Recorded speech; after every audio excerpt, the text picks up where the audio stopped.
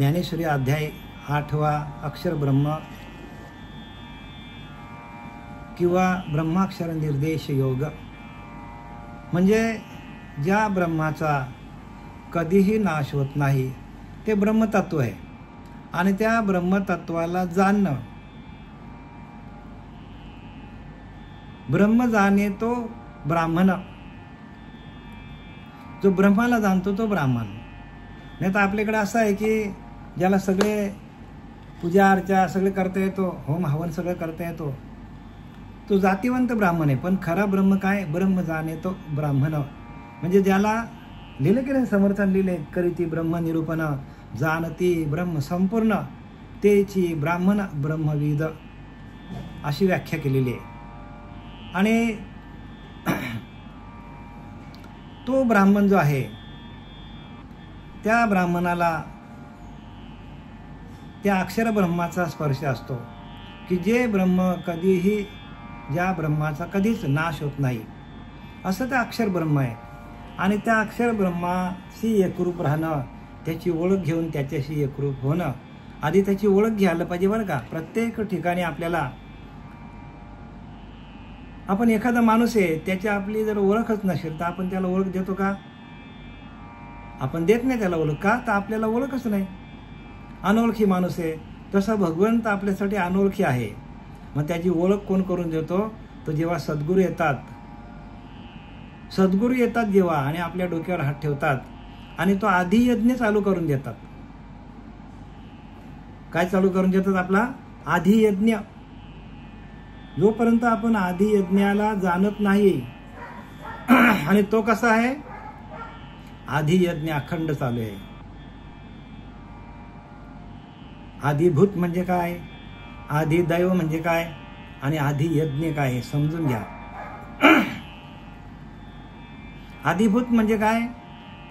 भूत म्हणजे काय?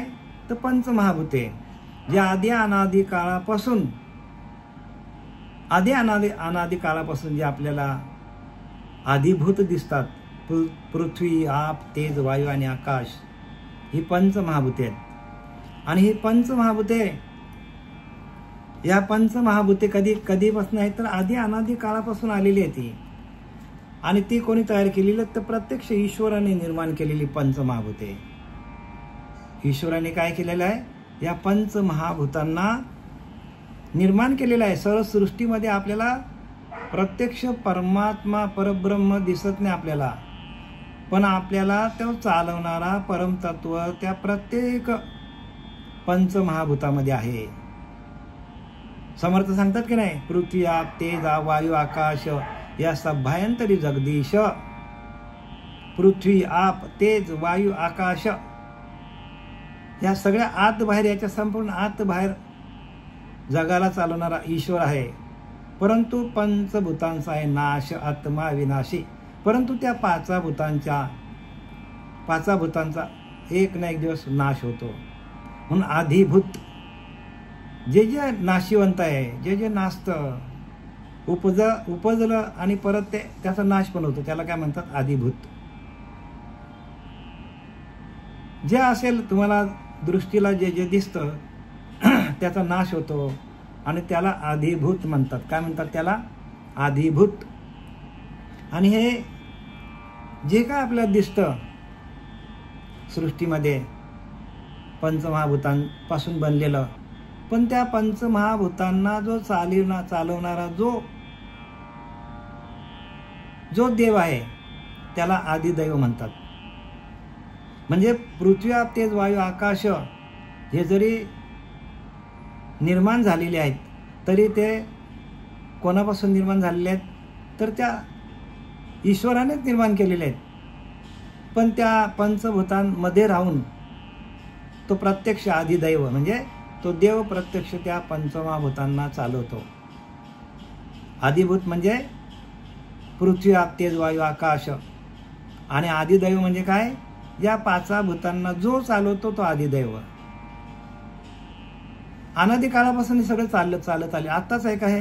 नाही, आधी अनादी काळापासून हे सगळं चालत आलेलं आहे. मग आपल्याला आधिभूत दिसतो, आदिभूतांना चालवणारा आदिदैव दिसतो का आपल्याला? तर नाही दिसत आपल्याला. आदिदैव आपल्याला दिसत नाही. मग दिसण्यासाठी काय करायला पाहिजे? तर आदियज्ञ पाहिजे आपल्याकडं. आदियज्ञ म्हणजे जो आपल्या आतमध्ये, प्रत्येक जीवाच्या आतमध्ये, प्रत्येक जीवाला जो चालवतो. वासुदेव करतो फेरा, वाड्या आत बाहेर धारा. जो वासुदेव आहे, स्वयंभू वासुदेव कृष्ण परमात्मा प्रत्यक्ष आपल्या आतमध्ये, वाड्या आत बाहेर दारा म्हणजे आत पण तोच आहे आणि बाहेर पण तोच आहे. आणि तो कोण आहे? तो आदियज्ञ. आणि त्या आदियज्ञाची ओळख घेण्यासाठी ही सगळी आपल्या ह्या सगळ्या ग्रंथांची खटपट आहे. आदियज्ञापर्यंत जायला पाहिजे. आणि तो यज्ञ कसा आहे? प्रत्यक्ष विष्णू स्वरूपामध्ये आहे, प्रत्यक्ष कृष्ण स्वरूपामध्ये तोच यज्ञ आहे. आणि तोच आपल्याला चालवतो. वासुदेव करीतो फेरा म्हणजे वासुदेव काय करतो? जातो येतो जातो येतो, आपला वासुदेव आहे. आणि त्याची ओळख कोणी घेत नाही. आणि त्याची ओळख घेण्यासाठी सगळ्या ग्रंथांचं सार आहे. आणि ते सार टाकले आणि लोक काय करतात? आसारालाच घेऊन बसल्यात. कारण त्या तत्वापर्यंत कोणी जात नाही. म्हणून आपल्याला हे स्पष्टीकरण दिलं की आदिभूत म्हणजे काय, आदिदैव म्हणजे काय, आदियज्ञ म्हणजे काय. आता हे आदिभूत जे काय निर्माण झालेलं आहे, आता आपला आदिभूत म्हणजे काय? तर जी भूतं आपल्याला दिसतात. आज आपल्याला आपला देह दिसतो 40 वर्षाचा, कोणाचा 50 वर्षाचा. पण काही काळाने तो आहे का? नाही, तो जातो. मग तो परत दिसतो का? तो कुठल्या तरी रूपामध्ये जातो. म्हणजे काय होतो? तर त्याचा रूपांतर होतो. प्रत्येक या 5 भूतांचा रूपांतर होतो.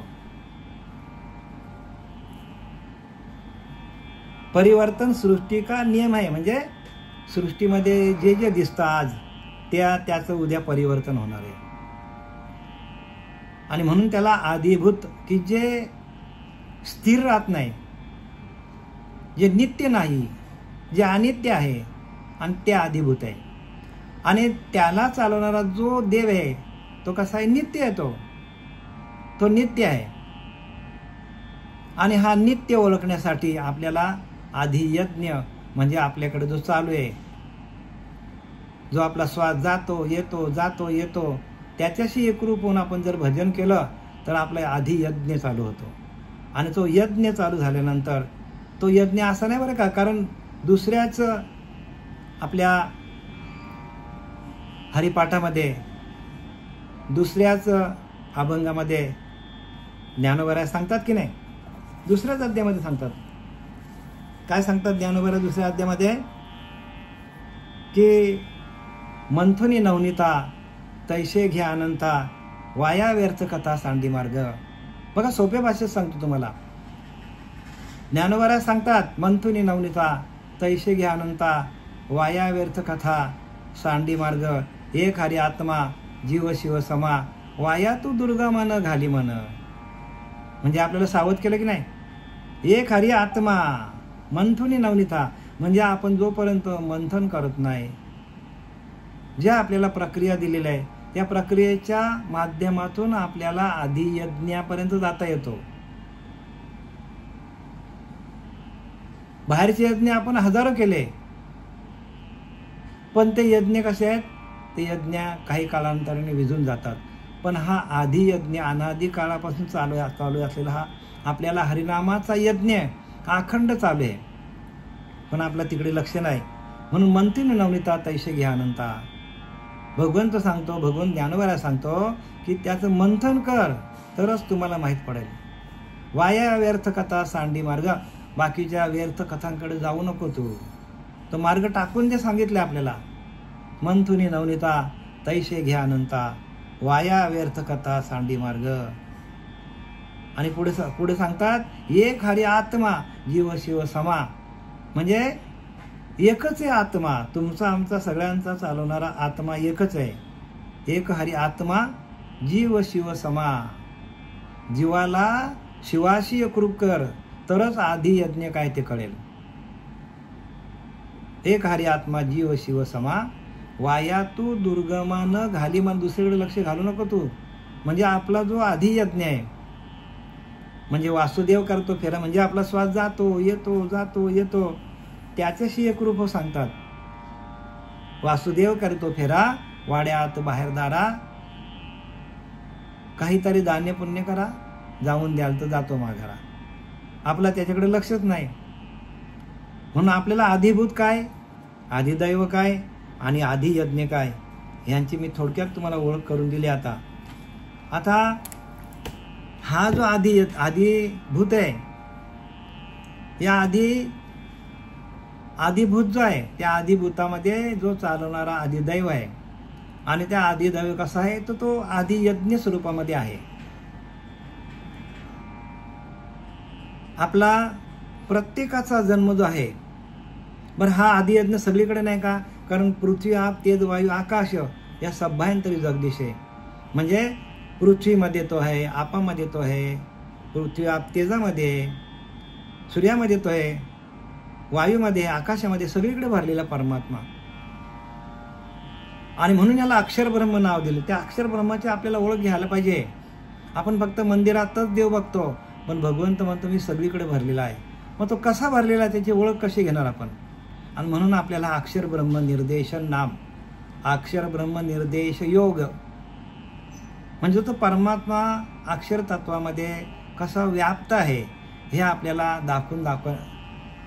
दाखवण्यासाठी किंवा त्याची अनुभूती येण्यासाठी भगवंताने आपल्याला हे 8वां अध्याय आपल्याला सांगितलेलं आहे. आता मला सांगा, आपला शरीर कशापासून बनलं आहे? पंचमहाभूतांपासून बनलेलं आहे. प्रत्यक्ष आपला शरीर कशापासून बनलेलं आहे? तर 5 भूतांपासून बनलेला आहे. सुरुवातीला आपल्याला भागवतामध्ये पण सांगितलं की आपला शरीर जो आहे, तो शरीर कशातनं बनलेला आपला, तर आपण जो अन्न खातो, गहू असेल, बाजरी असेल, तांदूळ असेल, हरभरा असेल, जे आपण खातो, म्हणजे आपलं शरीर पहिला कुठे होता, तर शरीर आपला पहिल्यांदा धान्य रूपामध्ये होता. मग ते धान्य आपल्या आईवडिलांनी खाल्लं, आणि आईवडिलांनी खाल्ल्यानंतर त्यांच्यामध्ये ते वीर्य तयार झालं, आणि त्या वीर्याचा, वडिलांच्या वीर्याचा आणि आईचा त्या ह्याच्यामध्ये कशामध्ये, गर्भाशयामध्ये मिलन झाला, आणि तिथून आपला जन्म झालेला आहे. म्हणजे आपला खरा जन्म कुठे आहे, ओळखता येतो का आपल्याला? म्हणून आधिभूत सांगितलंय. म्हणजे प्रत्येक भूतामध्ये आपला अंश आहे. आपल्या संपूर्ण रोमारोमामध्ये ते तत्व आहे. प्रत्येक 5 भूतांच्या ठिकाणी तो परमात्मा आहे. आपणच आहोत प्रत्येक ठिकाणी. मला सांगा, आपण होतो कुठे? आपण होतो कुठे? तांदळामध्ये आपण होतो, गहूमध्ये आपण होतो, आपण चपातीमध्ये. म्हणजे आपला जो वीर्य आहे, खाल्ल्यानंतर जो वीर्य तयार होतो, त्या वीर्याच्या रूपाने काय होतो? सृजन होतो, निर्मिती होतो, आणि मग ती निर्मिती आपण आहोत. मग आपण कुठे नाही, मला सांगा.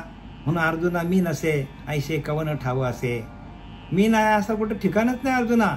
परी प्राणयाचे दैव कसे माते न देखती. आपल्याला ती बुद्धी नाही ना हो. मग आता आपण फुटाचा 6 फूट झालेला आहोत. आपण त्या आईच्या उदरातून जन्माला आलो.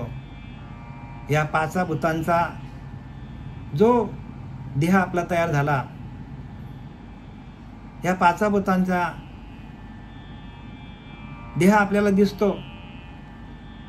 आपण सगळे भोग घेतो, देवांची पूजा करतो, कर्म करतो, उपासना करतो, सगळं करतो आपण.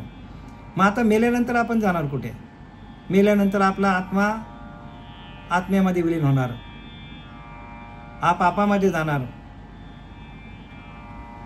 हाडं असतील ती पृथ्वीमध्ये जाणार, ते तेजामध्ये जाणार, आकाश तत्व आकाशामध्ये जाणार. मग आता उरलं काय? काहीच उरलं नाही शेवटीला जे आपल्याला दिसतं आधिभूत, तो आहे का? आज दिसतो, पण उद्या आहे का? बरं, याच्या आधी कुठं होतं हे तरी आपल्याला माहिती आहे का? म्हणजे याचा अर्थ त्यांना सांगायचं काय, की सृष्टीमध्ये जे दिसतं, जे आपल्याला दिसतं सृष्टीमध्ये, त्या सर्वामध्ये आपणच आहोत. आत्मतत्वाने, त्या तत्वरूपाने आपणच आहोत. म्हणून 5 भूतांचा नैवेद्य जेव्हा पाहिजे तेव्हा सज्ज. ऐशेने करता सद्य नाना रोग होते. आपला रोग का होतात? तर आपला हा 5 भूतांचा देह आपल्याला भगवंताने दिलेला आहे. हा कुठे होता पूर्वी, आता आपल्याला दिसतो. याच्यानंतर आपण कुठे असणार काही पता लागत नाही. आणि तिथपर्यंत पोचणं, आपली स्वतःचीच ओळख घेणं, व्यापकतेला जाणं, व्यापकतेला जाऊन त्या परमात्म्याला ओळखणं, ही खरी भक्ती आहे. आपण आपली ओळखच घेत नाही. आणि म्हणून ती ओळख देण्यासाठी आपल्याला इथं अर्जुनाला भगवंताने गीता सांगितलेली आहे. गीतेमध्ये संपूर्ण आहे. आपला हा धर्मग्रंथ आहे, पण आपण नाही तेच ग्रंथ वाचत बसलोय. ज्या धर्मग्रंथाच्या घरोघरी पूजा व्हायला पाहिजे तिथे आपली पूजा होत नाही. म्हणून आपण काय आहोत? आपण खरोखर आपण जीव दरिद्र आहोत. आपण प्रत्येक जीव हा दरिद्री आहे. का? आपला धर्मग्रंथ आपण वाचत नाही. धर्माचा ग्रंथ आपण सोडून भलतंच काय करत बसलो आपण. जो प्रत्यक्ष भगवंताच्या मुखातून अर्जुनाला सांगण्यात आलेला आहे. ज्या भगवंताने अवताराला आला, यदा यदा ही धर्मस्य ग्लानिर्भवति भारत, तसा तो परमात्मा जन्माला आला. धर्मावर ग्लानी आली तेव्हा. आणि त्याने संपूर्ण आपल्याला या कुरुक्षेत्रावर आपल्याला हे ज्ञान सांगितलेलं आहे. म्हणून आपण मानत मानत मानत जावे. मुळाकडे जायला पाहिजे. जोपर्यंत मूळ आपल्या हातात येत नाही तोपर्यंत हे ज्ञानच आपल्याला ज्ञान कसं काय कळणार मला सांगा. मूळच हातात येत नाही आपल्याला. आपल्याकडे संपूर्ण अज्ञान भरलेलं आहे. आपण विचारच करत नाही. आले मना आणि गेले दुकानं, बस हीच परिस्थिती. जसं जसं आपल्याला मनाला वाटेल तशी माणूस भक्ती करतो. पण हे लिहिलं काय बघा. आणि हे श्रीगुरूंच्या समोर बसून आपल्याला खरं ही गीता समजून घ्यायला पाहिजे. आपला धर्मग्रंथ आहे श्रीगुरूंच्या समोर. बरं, श्रीगुरू असा पाहिजे की त्याला आत्मतत्वाचं ज्ञान पाहिजे, त्याला नाम काय ते कळलं पाहिजे. बाकी श्रीगुरू जगामध्ये भरपूर आहेत. कोणी कोणी कोणी मोठ्या मोठ्या पदव्या घेतल्या, जगद्गुरू झाल्यात. आता काय सांगा मला, जगद्गुरू घेऊन काय फायदा आहे त्यांचा? कारण त्यांना ही तत्वच कळलं नाही. मूळ स्थान आपलं काय तेच कळलं नाही. ओंकार तत्वाची ओळख नाही, आपल्या नामाची ओळख नाही, प्रबोधाचं चिंतन काय ते माहित नाही, अनुग्रह काय ते माहित नाही. आणि लोकांची काय चालली आहे? थवेच्या थवे, जत्राच्या जत्रा चालली लोकांची. आस्थेच्या महापुरी रिक्ता तो कोट्यावरी लोक निघाल्यात. आस्थेच्या महापुरी पूरच्या पूर चालले आहेत भक्ती मार्गामध्ये. पण भक्ती मार्ग, खरा भक्ती मार्ग या ज्ञानेश्वरीमध्ये आहे. पण ज्ञानेश्वरी ज्यांनी हातात घेतली त्यांनी ते ज्ञानेश्वरी हातात घेण्याच्या आधी त्यांनी ध्यान करायला पाहिजे. ज्ञानोबारासारखे व्हायला पाहिजे, तुकोबारासारखे व्हायला पाहिजे. तरच आपल्याला हे कळणार आहे. तुका म्हणे अंगी व्हावे ते आपण, तरीच महिमान कळू येईल. तुकाराम महाराज स्पष्ट, अरे आमच्यासारखं व्हा, आधी संत व्हा. संत होऊन संतांचं ज्ञान कळेल, डॉक्टर होऊन डॉक्टरचं ज्ञान कळेल, वकील होऊन वकिलांचं ज्ञान कळेल. आता लोकांनी काय केलं? तर त्यांनी काय केलंय? बाजार मांडले लोकांनी, म्हणजे बाजारू ज्ञान झालेलं. आता आपण त्याला काय करणार? कारण अनुग्रह नाही, श्रीगुरु करत नाही. तेवढा तोडीचा गुरु करायला पाहिजे की ज्याच्याकडे आत्मतत्व आहे, आत्मज्ञान आहे. आता आपण ह्या 8व्या अध्यायाला सुरुवात करूया. थोडीशी तुम्हाला मी माहिती दिली. अध्याय 18, ज्ञानेश्वर अध्याय 8वा, ब्रह्माक्षर निर्देश योग, किंवा याला अक्षर ब्रह्म म्हणतात. श्री गणेशाय नमः.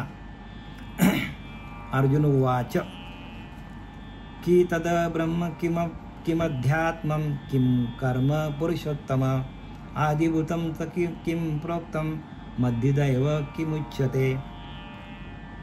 हे पुरुषोत्तमा कृष्णा, हे ब्रह्मवाक्य काय आहे? सोपाधिक काय आहे? निरुपाधिक काय आहे? या शरीरात राहणारे अध्यात्म काय आहे? बघा, प्रश्न केल्यात. बघा अर्जुन किती चाणाक्ष बुद्धीचा आहे. तसं आपण अर्जुनासारखी आपली चाणाक्ष बुद्धी व्हायला पाहिजे. आपण श्रीगुरूंना प्रश्न करायला पाहिजे. प्रश्न आणि उत्तर किंवा गुरु शिष्याचा संवाद पाहिजे. इथं कृष्ण अर्जुनाचा संवाद आहे, तिथं उद्धवाचा आणि अर्जुनाचा संवाद आहे. इथं दासबोधामध्ये कल्याण स्वामी आणि रामदास स्वामींचा संवाद आहे. संवाद वादे वादे जाय तत्वबोधे, वाद करून फायदा नाही, संवाद व्हायला पाहिजे. आणि तो संवादातून आपल्याला ज्ञान साधता येतो, संवादातून ज्ञान साधता येतो बरं का. कर्म काय आहे आणि आदिभूत म्हणजे काय, हे सगळं विचार. आदिदैव कशाला म्हणतात, आदि यज्ञ कशाला म्हणतात, असा प्रश्न भगवंताला अर्जुनाने केलेला आहे. आणि आपल्याला असे प्रश्न पडले पाहिजे. आपल्याला प्रश्न का पडत नाही, आपण अभ्यास करत नाही. जो अभ्यासू पोरगा असतो तो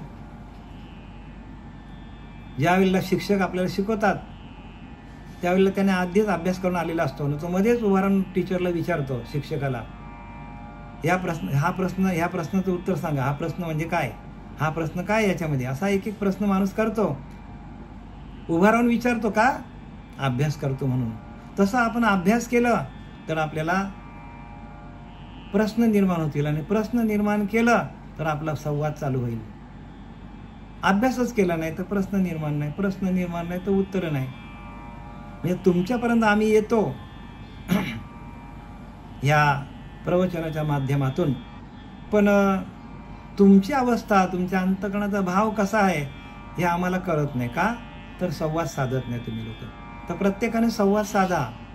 तुमचा निरूपण संपल्यानंतर फोनवर विचारा, भेटून विचारा, जवळचे असतील तर भेटून विचारा, लांबचे असतील तर संवाद साधा. तर आपल्याला त्याच्यावरती काय होईल, आपला गाढ अभ्यास होईल, दृढ निश्चय होईल आपला. मग अर्जुने म्हणितले, हावो जी अवधारिले, जे मी पुसिले ते निरूपिजो. मग अर्जुन म्हणाला, भगवंता, हे देवा, ऐकले का, मी जे विचारले ते मला विस्तार करून सांगा. आणि मी जो काय प्रश्न विचारेन त्याचा मला तुम्ही विस्तारित सांगा. बघा, प्रत्यक्ष एवढा मोठा अर्जुन की जो भगवंताचा सख्य भक्त, तो भगवंताला प्रश्न विचारतो, आदिभूत म्हणजे काय, आदिदैव म्हणजे काय, मला विस्तारित करून सांगा. सांगा कवन ते ब्रह्म. बघा, ब्रह्म कशाला म्हणतात ते विचारा. काय समा नाम कर्म म्हणजे काय, कशाला कर्म म्हणतात, अथवा अध्यात्म किंवा अध्यात्म कशाला म्हणतात. काय म्हणिते, ब्रह्म कोणते, कर्म कशाचे नाव किंवा अध्यात्म कशाला म्हणतात. ब्रह्म कशाला म्हणतात, कर्म कशाला म्हणतात, कर्म कशाचे नाव आहे, म्हणजे कर्म कशाला म्हणतात आणि अध्यात्म कशाला म्हणतात. आदिभूत ते कैसे. बघा, सगळे प्रश्नच आहेत. आदिभूत म्हणजे काय, आदिदैव म्हणजे काय, आदिभूत ते कैसे, हे तर आदिदैव ते कवन असे, हे उघड मी पर्यायशी ऐसे बोला. आदिभूत कसे आणि या जगांत आदिदैवत कोण आहे मला नीट समजावून सांगा. म्हणजे आता प्रश्न केल्यात, ब्रह्म म्हणजे काय, कर्म म्हणजे काय, आदिभूत म्हणजे काय, आदिदैव म्हणजे काय, आदियज्ञ म्हणजे काय, या सगळ्यांची उत्तर आपल्याला आता भगवंतांनी खाली दिलेली आहेत. थोडंसं हा नवीन प्रकरण असल्यामुळे समजायला थोडा हळूहळू कठीण आहे, पण तरी पण तुम्ही अभ्यास केला आणि मी जे काय बोलतो याच्यावर तुम्ही अवधान जर दिलं, अवधान एकलेची दिजे, मग सर्व सुखाशी पात्र होईजे. अवधान द्या म्हणजे तुम्ही लक्ष द्या व्यवस्थित. प्रत्येक ओवी वाचताना त्या ओवीकडं काय करा, लक्ष द्या. आता इथं काय सांगितले, श्लोक क्रमांक 2 की हे मधुसूदना, यातील आदियज्ञ कोणते आणि त्याचे चिंतन कसे करावे. बघा, मी तुम्हाला माहिती दिली आधीच, आदियज्ञ काय, आदिदैव काय आणि आदियज्ञ काय आणि आदिभूत म्हणजे काय. आता त्यांनी पहिला प्रश्न केला की यातील आदियज्ञ कोणता. कारण जर आदियज्ञ तुमचा चालू झाला, आदियज्ञ जर आपल्या अंतःकरणामध्ये सुरू झाला, आदियज्ञाची ओळख आपण घेतली तर आपल्याला आदिभूत काय, आदिदैव काय हे कळेल. आणि म्हणून लोकांची गफलत झालेली आहे की लोकांना यज्ञच कळत नाही. यज्ञ म्हणजे काय, ते अखंड चालू जे आपला वासुदेव करतो फेरा, तो यज्ञ आपला. जो श्वास जातो येतो तो अखंड यज्ञ आहे. आणि तो आपला काय आहे, त्याच्यातून आपल्याला स्वधर्माची ओळख होतं. स्वधर्म जो बाप्पा नित्य यज्ञ जाणपा, 4थ्या अध्यायात ज्ञानोबा सांगतात. स्वधर्म जो बाप्पा नित्य यज्ञ जाणपा, म्हणून वर्तता तेथे पापा संचारू नाही. बघा, जर यज्ञ तुमचा चालू झाला तर तुमच्या अंतःकरणामध्ये पापाची वासना होणार नाही. स्वधर्म जो बाप्पा नित्य यज्ञ जाणपा, म्हणजे आपल्या आत्मस्वरूपाशी एकरूप राहण्यासाठी स्वधर्म जो बाप्पा, सकळ धर्मामध्ये धर्म स्वरूपी राहण्यास स्वधर्म, म्हणजे आपल्या आत्मस्वरूपाशी एकरूप राहून भजन करणं, हा आपला काय स्वधर्म आपला. आणि तो आपला यज्ञ आहे. म्हणून वर्तता तेथे पापा संचारू नाही. म्हणून आपल्या अंतःकरणामध्ये जे काय आपल्या अंतःकरणामध्ये अंतःकरण दूषित असेल, मलिन असेल, तो स्वच्छ होऊन आपण त्या आत्मचिंतनामध्ये आपण रममान होतो. आणि आपण आत्मचिंतनामध्ये रममान झालो तर जे आपला अखंड ध्यान चालतो, अखंड चिंतन विठोबाचं, त्याला म्हणतात आधी यज्ञ. आणि तो यज्ञ चालू एकदा झाला की त्या यज्ञामध्ये आपण सगळ्या विषयांची आहुती करू शकतो. जो विषय आपल्याकडे येईल पिंडामध्ये त्याची आहुती दिली जाते. जे विचार वाईट येतील आपल्याकडे त्या विचारांची आहुती त्या यज्ञामध्ये दिली जाते. जो अहंकार आपल्याकडे येईल त्या अहंकाराची आहुती त्या आधी यज्ञामध्ये आपल्याला काय करता येतो, आपल्याला जाळून टाकता येतो. म्हणून आपल्याला जो यज्ञ आहे तर हरिनामाचा यज्ञ आपल्याला जागृत करता प्रज्वलित करता आला पाहिजे. हरिनामाचा यज्ञ आहे आणि तो अखंड चालू आहे आपला. या देहामध्ये जोपर्यंत तो आत्मा आहे, जोपर्यंत तो यज्ञ आहे चालू आहे. आणि म्हणून त्याला आधी यज्ञ म्हटलं आहे. आणि त्या आधी यज्ञाच्या द्वारे आपल्याला सगळ्या ब्रह्मांडाची आपलीच ओळख होते. आपलीच ओळख आपल्याला करून घेता येतो.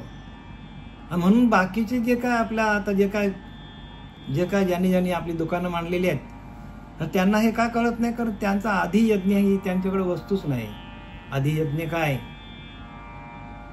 नाम काय, कारण नाम जप यज्ञ तो परम, नाम जप यज्ञ आहे. तो जो वासुदेव करतो फेरा, म्हणजे जो श्वास जातो येतो जातो तो आपला काय आहे, तर तो यज्ञ चालू. आपला तो यज्ञ विजला तर आपल्याला लगेच उचलायला लागेल. आपल्याला एखाद्या मनुष्याचा तो यज्ञ थांबला तर लगेच त्याच्या घरावर गर्दी होईल. का, यज्ञ होतो. आणि त्या यज्ञाला जो चालवणार आहे तो वासुदेव आहे. म्हणून वासुदेव करतो फेरा, वाड्या आत बाहेर दारा. बघा, आता हे किती लोकांना कळालं असेल काय मला माहित नाही, पण समजून घ्या. तो वासुदेव आपला तो फेरा करतो. आत बाहेर आत बाहेर आत बाहेर. तो हा विठ्ठल बरवा, तो हा माधव बरवा. तो माधव आहे, तो हा विठ्ठल, म्हणजे आपल्याला चालवणारा आतमध्ये तो विठ्ठल आहे. आणि त्या विठ्ठलाचे आपण उपासक असलं पाहिजे. आपण उपासना करतो ती कुठली भलतीच कुठली उपासना असते आपली. आपल्या श्वासावरती जो अखंड चालू आहे वासुदेव, तोच आपला महाविष्णू आहे, तोच आपला शंकर आहे, तोच आपला अधिदैवत आहे. आणि त्या आधी यज्ञाला आपण विसरलोय. आणि त्या यज्ञातून तो यज्ञ जर तेवत राहिला अखंड, आणि ती हरिनामाची ज्योत आहे. जब हरि था जब मैं था तब हरि नाही, अब हरि आया मैं नाही, सब अंधियारा मिट गया जब देखा दीपक माही. कबीरदास सांगतो, जब मैं था तब हरि नाही. जेव्हा मला असं वाटत होतं की या देहाला मीच चालवतो, अहंकाराने वाटत होता या देहाला मीच चालवतो. जब मैं था तब हरि नाही. जेव्हा माझ्याकडे अहंकार होता, मला वाटायचं की या देहाला मीच चालवतो, तब हरि नाही, तोपर्यंत हरीची ओळख होणार नाही. जब मैं था तब हरि नाही, अब हरि आया मैं नाही. आता त्या हरीची ओळख मला पटली. त्या आधी यज्ञ चालू झालं, माझं हरिनामाचं यज्ञ चालू झालं. अब हरी आया माय नाही बघा. म्हणजे तो हरी माझ्या आतमध्ये प्रकाशित झाला. आता माझ्याकडला अहंकार निघून गेला. सब अंधियारा मिट गया जब देखा दीपक माही. माझ्यातला सगळा अज्ञान निघून गेला, अंधकार निघून गेला, अनंत जन्माचं पाप निघून गेलं.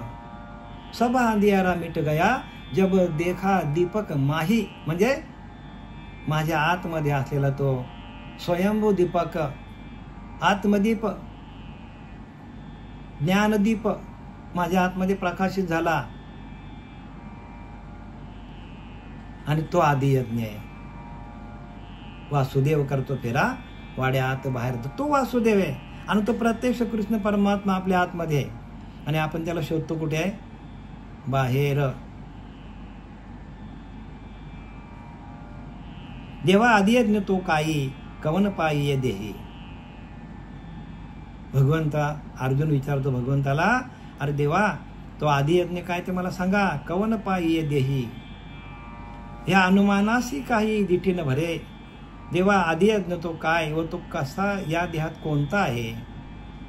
आणि हे अनुमानाने नीट लक्षात येत नाही. माझं अनुमानानेच आपण बघतो. म्हणजे अनुमान म्हणजे काय? अंदाजे अंदाजे चालत नाही ते बरं का. भक्ती मार्गामध्ये अंदाजे नाही. भक्ती मार्गामध्ये प्रत्यक्ष अनुभूती आपल्याला यायला पाहिजे. आपण व्यवहारामध्ये कसा प्रॉफिट बघतो, फायदा बघतो की नाही. आपला फायदा झाला नाही तर आपण लगेच दुसरा धंदा करतो की नाही. मग तसा आपला जर फायदाच झाला नाही, ज्याला आपण शरण गेलोय त्याच्याकडून आपला फायदाच झाला नाही,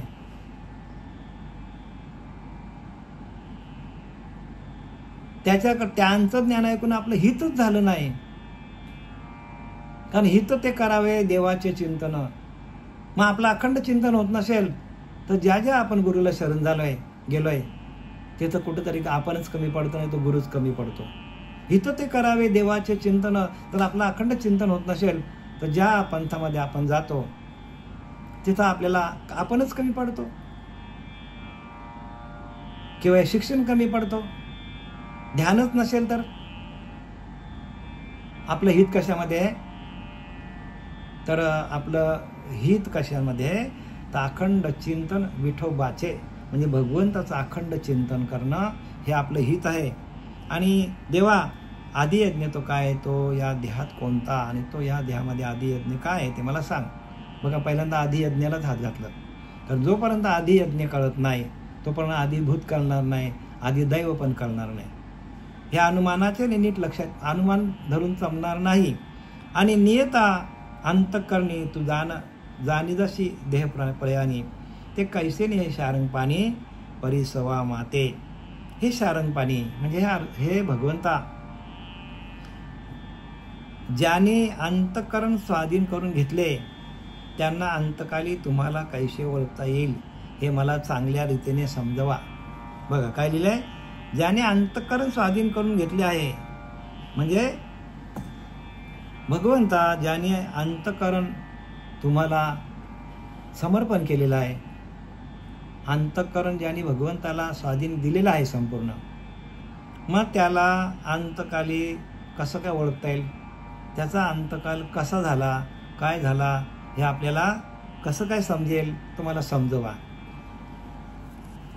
म्हणजे ज्याने आपल्या अंतःकरणामध्ये भगवंताची भक्ती केलेली आहे, मग तो अप्रयाणकाली त्याची भक्ती कशी होईल किंवा त्याला आपल्याला कसं ओळखता येईल हे चांगल्या रीतीने मला समजवा. प्रश्न केले बरं का. आता त्या प्रश्नाचं उत्तर, देवा धवळारी चिंतामणीचा जरी पाहुडला होय दैवाचा तरी वसनताही बोलू तयाचा सोपून वचे. आता ज्ञानेश्वर महाराज म्हणतात, पहा की चिंतामणीच्या देवळांत एखादा दैववान मनुष्य जर निजला तर तो झोपेत जरी बरगळला तरी त्याचे बरगळणे फुकट जात नाही. बघा काय म्हणतात, बघा कसं दिलंय बघा. आता किती खोल सांगा, याच्यावर आपण तासभर बोलू शकतो. भगवंताला काय सांगायचं की एखादा माणूस आहे चिंतामणीच्या देवळात झोपलाय की त्या मंदिरामध्ये ज्या आपण चिंतू मनामध्ये ते आपल्याला भेटेल. चिंतामणीच्या मंदिरामध्ये एखादा माणूस झोपला, जागेपणी नाही का, झोपलाय तो मंदिरात, आणि त्याला माहित नाही हे चिंतामणीचं मंदिर आहे, आणि तो झोपेमध्ये, जागेपणी नाही, झोपेमध्ये जरी त्याने चिंतन केलं एखाद्या गोष्टीचं, तरी त्याला ते सहज प्राप्त होतं, सहज मिळतो त्याला. कारण झोपलंय कुठे आहे? चिंतामणी, धवलारी चिंतामणी. म्हणजे जे जे आपण मनामध्ये चिंतू ते आपल्याला मिळेल. कल्पतरूच्या झाडाखाली एखादा माणूस बसला आणि त्याने कल्पना केली मला असं मिळावं, तर लगेच त्याच्या हातात ते येतो. तसा हा चिंतामणीचा, धवलारी चिंतामणीचा मंदिर आहे. आणि या मंदिरामध्ये एखादा माणूस, दृष्टांत दिला बरं का, सिद्धांत मी सांगतो तुम्हाला, दृष्टांत दिलाय की चिंतामणीच्या, धवलारी चिंतामणीच्या मंदिरामध्ये एखादा माणूस झोपलाय आणि त्याला न कळत तो बरळतो, तो म्हणजे बडबड करतो आणि झोपेत बडबड करतो, तरी ते फुकट जात नाही. म्हणजे झोपेत जरी त्याने एखादी गोष्टीची मागणी केली तर त्याला ते ताबडतोब मिळून जाते. पण तो कुठे झोपलाय? चिंतामणीच्या मंदिरामध्ये झोपलेला आहे. आणि म्हणून त्याला, कारण ती चिंतामणीचं मंदिरच तसं आहे की सगळं जे जे आपण मनामध्ये चिंतू ते आपल्याला ते देणार आहे. जसं कल्पतरूच्या झाडाखाली एखादा माणूस बसला आणि त्याने कल्पनेने जरी एखादी वस्तू मागितली, काही मागितलं, तरी त्याला ते ताबडतोब मिळतो. म्हणजे तर सांगायचं काय, आधियज्ञ असा आहे, आधियज्ञ की आधियज्ञ तुमचा जर सुरू झाला, आधियज्ञ जर तुमचा अखंड हरिनाम चालू झाला आणि या हरिनामाच्या चिंतनातून तुम्ही जे जे चिंताल ते तुम्हाला भगवंत पुरवायला तयार आहे. पण तुमचा हरिनाम हा चिंतामणी आहे. म्हणजे भगवंताचं नामस्मरण हे चिंतामणी आहे. आणि हा चिंतामणीच्या, हरिनामाच्या, भगवंताच्या हरिनामाच्या चिंतनामध्ये आपण जर सातत्याने चिंतन केलं तर भगवंत आपल्याला भेटणार नाही का? भगवंत सहज भेटेल. पण आपला आदियज्ञ आपला सुरू असला पाहिजे. म्हणजे वासुदेव करतो फेरा, तो आपला आदियज्ञ, तोच तर वासुदेव आपला. आणि त्याच्याच आपण काय केलंय, त्याच्याच आपण मंदिरामध्ये आपण झोपलोय आणि आपण जी चिंता करू ते आपली चिंतन पूर्ण करणारा तोच परमात्मा आपल्या आतमध्ये आहे. आणि म्हणून आदियज्ञ कसा आहे तर चिंतामणीसारखा आहे, कल्पतरूसारखा आदियज्ञ आहे. आणि म्हणून प्रत्येकाने त्या भगवंताला प्राप्त करून घ्या. हरी आला होता मग काय भई चिंता, तुका म्हणे हरी काही उरून देवरी. बघा, हरी आला होता मग काय भय चिंता. हरीच जर आपल्या हाताशी आला तर आपल्याला भय कसली ना, चिंता कसली हो. आणि तो आहे कुठे? तर आपल्या आतमध्येच परमात्मा बसलेला आहे. आत हरी बाहेर हरी, हरीने मज तो चिंतामणी आपल्याला, तोच हरी आपल्याला. आणि तैसे अर्जुनाची या बोला सवे, आले तेची म्हणे तले देवे. तैसे अर्जुनाचे नी बोला सवे, आले तेची म्हणे तले देवे. ते परियेसे गा बरवे, जे पुसिले तुवा. त्याचप्रमाणे मला ते सांगा असे अर्जुन म्हटल्याबरोबर देव म्हणाले, तू जे काही विचारलेस ते नीट ऐक. आता भगवंत उत्तर देतो की बाबा जे काय तुम्हाला विचारलं त्याचं उत्तर मी तुला देतो, ते नीट व्यवस्थितपणे ऐक. किरीटी कामधेनूचा पाडा, वरी कल्पतरूचा आहे मांडोडा. म्हणून मनोरथ सिद्धीची या चाडा, तनवल नव्हे. किरीटी हे कामधेनूचे वासरू असून त्याच्यावर कल्पतरूचा मांडव आहे. आणि अर्थात त्याच्या मनातील सर्व हेतू सिद्धीत जातात. यात नवल ते काय? भगवंत काय सांगतो, अरे बाबा अर्जुन हे कामधेनूचं वासरू आहे. म्हणजे कामधेनूरूपी गायीला झालेलं वासरू आहे. मग कामधेनूरूपी गायीला जर वासरू झालं तर आपल्या वासराला गाय पान्हा सोडणार नाही का? कारण तो वासरू कोणाचा आहे? गायीचा आहे. मग त्या गायीने त्या वासराला बघितल्या पाना सुटतो. गायीने त्या वासराला बघितल्या पाना सुटतो आणि त्याच्यावर कल्पतरूचा मांडव आहे. आणि परत काय आहे, कामधेनूचं वासरू असून त्याच्यावर कल्पतरूचा कल्पतरूचा मांडव पण तिथे आहे. जे कल्पना करू त्या कल्पने जे करू आपण ते आपल्याला मिळणार आहे. नुसत्या कल्पनेतून आपण जर भगवंताचं चिंतन केलं तरी पण आपल्याला भगवंत भेटणार आहे. तू जे काही विचारलेस ते नीट कुठे गेला अर्थात त्याच्या मनातील सर्व हेतू सिद्धीत जातात, यात काही ते नवल आहे. आणि असा जर कामधेनूचा वासरू होऊन जर अर्जुन आहे तर आपण प्रत्यक्ष कामधेनू म्हणजे काय, म्हणजे आधियज्ञ लक्षात घ्या. कामधेनू म्हणजे हरीचं अखंड चिंतन. तर आधियज्ञ आपला अखंड चालू असेल, आपला आधियज्ञ जर अखंड चालू म्हणजे भगवंताचं नामस्मरण. आधियज्ञ म्हणजे काय, आपल्या आत्मस्वरूपाशी एकरूप होऊन भगवंताचं चिंतन करणं म्हणजे आधियज्ञ. म्हणून ते पहिल्यांदा आधियज्ञ दिलं, नंतर आधिभूत आहे. पहिल्यांदा आधियज्ञाची ओळख घ्या. आधिभूत आपल्याला माहितच आहे. आणि म्हणून इथे काय सांगितलंय, कामधेनूचे वासरू असून त्याच्यावर कल्पतरूचा मांडव आहे, अर्थात त्याच्या मनातील सर्व हेतू सिद्धीत जातात, यात नवल काय. मग अर्जुनाचे म्हणजे आपले जर सगळे आपले जे काही हेतू असतील ते पूर्ण होणार नाही का, तर आपला आधियज्ञ चालू आहे म्हणजे आपला अखंड भजन चालू आहे. मग भजनाच्या माध्यमातून भजन म्हणजेच काय आहे, तर भजन म्हणजे आधियज्ञ. भजन म्हणजे काय, भजन म्हणजे कामधेनू. भजन म्हणजे काय, भजन म्हणजेच कल्पतरू आहे. नाही तर आपण कुठला तरी कल्पतरूकडे जाऊन बसणार, कल्पनेचं आपण झाड तयार करणार, तसं नाही. कल्पतरू म्हणजे काय, कल्पतरू म्हणजेच त्या हरिनाम, त्या हरिनामाच्या चिंतनामध्ये त्या कल्पवृक्षाखाली जर आपण बसलो, आपण कल्पना केली, हरिनामाची कल्पना केली तर आपण हरिस्वरूप होतो. आणि आपण जर भजनाचं चिंतन केलं तर आपलं भजन होईल. जे आपल्याला पाहिजे ते आपल्याला मिळणार आहे, पण आपला आधियज्ञ आधी चालू व्हायला पाहिजे. आता पुढे काय सांगतात बघा, कृष्ण कोपून यासी मारी तो पावे परब्रह्म साक्षात्कारी, मा कृपेने उपदेश करी ती कैशापरी न पावेल. आता भगवंत सांगतो, कृष्ण कोपून जरी मारी, श्रीकृष्णाने ज्याला रागावून जरी मारला तरी तो देखील ब्रह्मपदाला पावतो. मग मला सांगा, कृष्ण भगवंत प्रत्यक्ष आधियज्ञ आहे याची ओळख झाली आणि त्या आपण कृष्ण भगवानचा आधियज्ञाचा आपण अखंड जप केला, अखंड चिंतन विठोबाचं केलं, तर कृष्ण कोपून जाशी मारी. बघा, कृष्णाने कोपून मारलं कोणाला, त्या कुठला यज्ञ चालू होता, त्या यज्ञामध्ये राजस यज्ञ चालू होता. आणि त्या यज्ञामध्ये भगवंतानी काय केलं, तर सुदर्शन चक्र चालवलं आणि कोणाचं ते मुंडकं उडलं बघा, ते माहिती आहे का तुम्हाला, त्याचं मुंडकं उडून टाकलं. कोपूनी जरी मारी. मला सांगा, भगवंताला मारायला आली होती कोण, ती पुतना राक्षसीने मारून आली होती की नाही. मग ती कशी आली होती, द्वेषाने आली होती, मारण्याच्या हेतून आली होती. पण तिला पण काय केलं, स्तनपान तिने पाजलं, विष पाजलं भगवंताला. पण भगवंताने तिला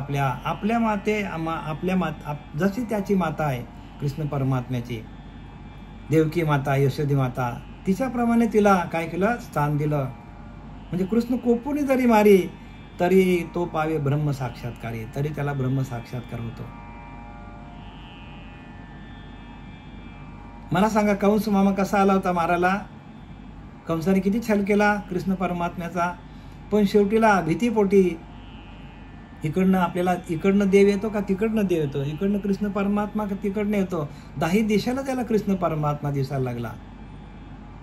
आणि 10 दिशेला कृष्ण परमात्मा दिसायला लागल्यानंतर घाबरून तो काय करायला लागला, घाबरून तो भगवंताचं नाव घ्यायला लागला.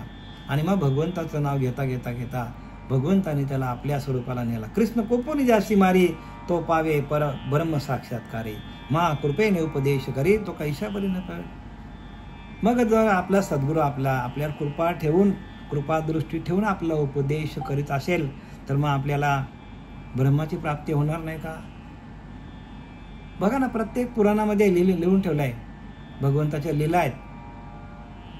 त्या लीलेतून भगवंताच्या सान्निध्यामध्ये जो जो आला, कोणी शिव्या जनाबाईने शिव्या दिल्या, कोणी कोपून कृष्णाला मारायला आले, अनेक प्रकारचे डाव रचले कृष्ण परमात्म्याला मारायला. पण भगवंताने त्यांना काय केलं, आपल्या आत्मस्वरूपाला घेऊन गेलेला आहे. मग जर एखाद्या माणसाने श्री गुरुकृपेने, गुरूंच्या कृपा आशीर्वादाने जर आपण त्या आदियज्ञ म्हणजे त्या भगवंताचं जर आपण भजन केलं आणि आपलं जर अखंड यज्ञ जर चालू झाला, हरिनामाचं यज्ञ बरं का, नाम जप यज्ञ तो परम, बाधूना सखे स्नानादी कर्म, नामे पावन धर्माधर्म, नाम परब्रह्म वेदार्थे.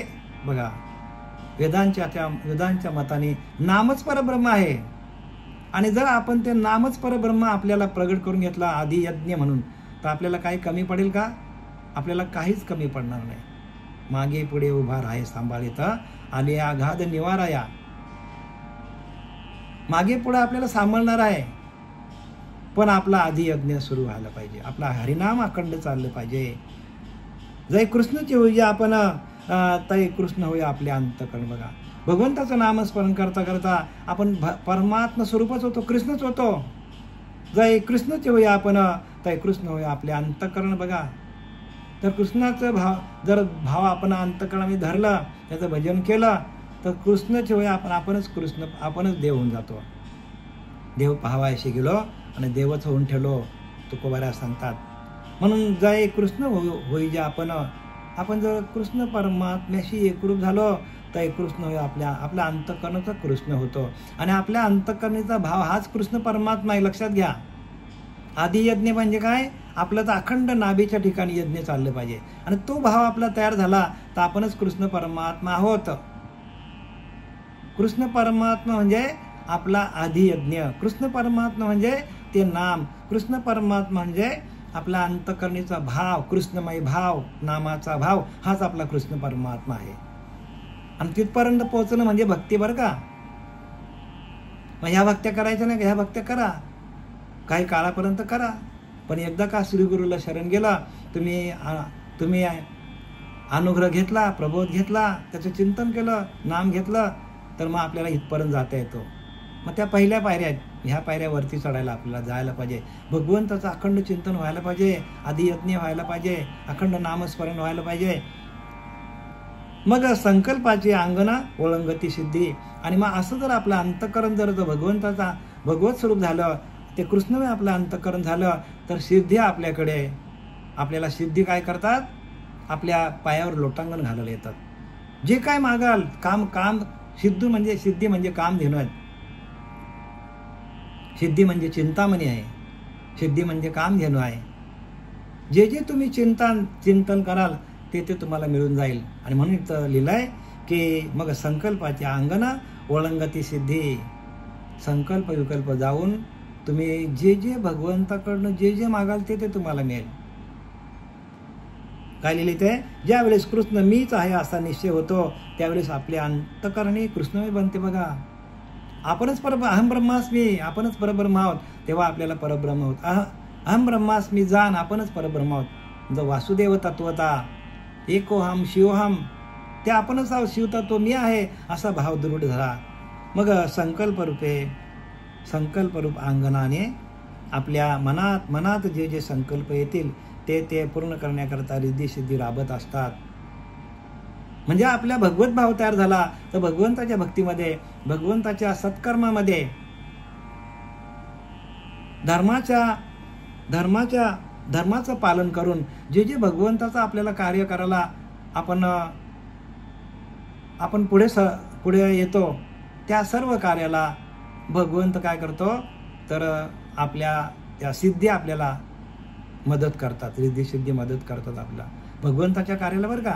आणि आपण त्या रिद्धी सिद्धी ज्या आहेत त्या भगवत स्वरूपाशी एकरूप होण्यासाठी, भगवंताचं दर्शन होण्यासाठी, लोकांना भगवत मार्गाला लावण्यासाठी जर आपण त्यांचा वापर केला तर त्या आपल्याला सातत्याने साथ देतात. म्हणून इथं लिहिलंय, जय कृष्णचे होय आपण, जे तय कृष्ण होय आपल्या अंतःकरण, मग संकल्पाचे अंगण ओळंगती सिद्धी. मग संकल्प विकल्प जाऊन रिद्धी आपल्याला काय करतात तर त्या भगवंताच्या प्राप्तीला मदत करतात. आणि जसं आपल्या आपला वेळ निघून गेलेला आहे, तर मी आता या 10व्या ओवीपर्यंत थांबत आहे. पुंडलिकावर हरी विठ्ठल श्री ज्ञानदेव तुकाराम पंढरीनाथ भगवान की जय. माऊली ज्ञानेश्वर मत जगद्गुरु तुकाराम महाराज, शांती ब्रह्म एकनाथ महाराज की जय. अवधूत चिंतन श्री गुरुदेव दत्त, सच्चिदानंद सद्गुरु पांडुरंग देवकर बाबा महाराज, सच्चिदानंद श्रीपाद बाबा महाराज की, रामदास बाबा महाराज की, नारायण बाबा महाराज की, नाना बाबा महाराज, सब संतन की जय.